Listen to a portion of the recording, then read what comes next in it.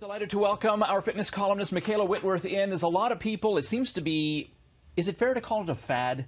Well, not really, I would say. 1 million people participated in Spartan Race alone last year. Well, so it's more than a fad. It's more than a fad, and this is growing every single year. It's been around for a while, but the last 4 years it's been on a steady incline. But it seems like there's a lot of different style of race. Like there's the Tough Mudder, there's the Deadend Race, there's the Spartan Races, and my wife signed me up for it this summer. So yes, that's what was my inspiration. I heard you were doing a race, Jessica's doing a race, so I thought we could talk, well, how the heck do you train? You thought, I got to help them survive this. I have to. I've done one, and you don't really know what to expect going into it. But the thing, it doesn't matter what race you sign up for, you're going to be training for the same movement patterns for each of these events. So crawling, climbing, running, balance.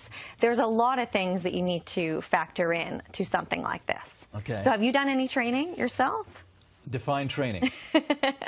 Exactly. We need to figure out a way. I haven't practiced crawling or, you know, any of that kind of stuff, or climbing. That's the thing, is how do you practice for these things? I mean, you need to think outside of the box when it comes to your training. And by outside of the box, I mean go through the box, around the box, climb over the box. You need to get outside of the gym.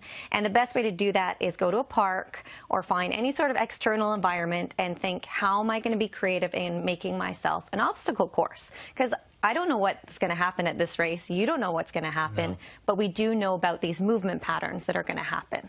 So we'll go to the first video that we have, which is climbing. So that's one of the skills that I'm like, I'm not so familiar with climbing.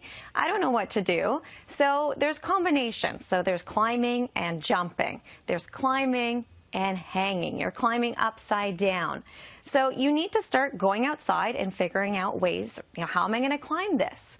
Make sure you're safe. You don't want to climb up something that you can't get down from, but you're going to soon realize what your weaknesses are with climbing and what your strengths are. With me, I realized climbing upside down was very difficult for me. Climbing up like this one was quite easy for me. And you also have to think of the grip when it comes to climbing, because there's going to be big grip, small grip, and you're going to be better at one or the other. This park here is in Montreal. I thought this one was actually beyond perfect for Spartan Race type of training. Have you spent time in a jungle? I'm not so bad. I wasn't too sure how I was going to do. You look like you're right at home. Yeah, like these ones I found was more difficult. And a lot of the races, when I looked them up, did have that type of a movement when you're upside down and kind of crawling backwards or crawling forwards. That's hard because you're like, have to use your legs. So, you know, make sure you even just get outside and hang off something and just see what that feels like. You'll get an idea. But it's not just about climbing. There's more.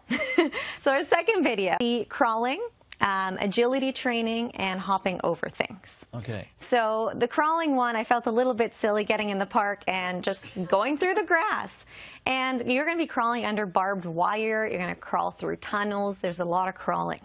And yes, there's running, but they're not going to make you run in a straight line. They're going to make you run around things. Or even in Tough Mudder, they make you run through electrical wires while they spray you with water, so you get little electric shocks. Really? So you don't know what to expect. What fun. Yeah, hopping over things, this one's easy. You can practice anywhere. Practice hopping over different things. A fence, I was hopping over a log. And when you're starting to practice, you're going to start to realize a few things that, I need a few things. With me, I realized I needed some gloves. So just some workout gloves, some gardening gloves, whatever you have, because gripping onto things was hard for me, as well as like it started to hurt my hands, maybe using tree logs or stuff like that. So you might want to make sure you have that. You're going to get dirty, so make sure you wear maybe a long sleeve shirt. And I was bruised up, so I thought maybe some knee pads would be a good idea.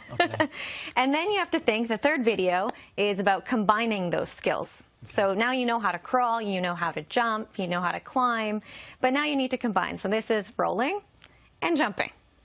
Roll and jump. And when you're not used to doing something like that, it feels odd, it feels uncomfortable. So you want to take a combination of all of these type of movements. Maybe you want to do one of these, a roll, a jump, maybe then you go run straight in a line and then hop over a wall.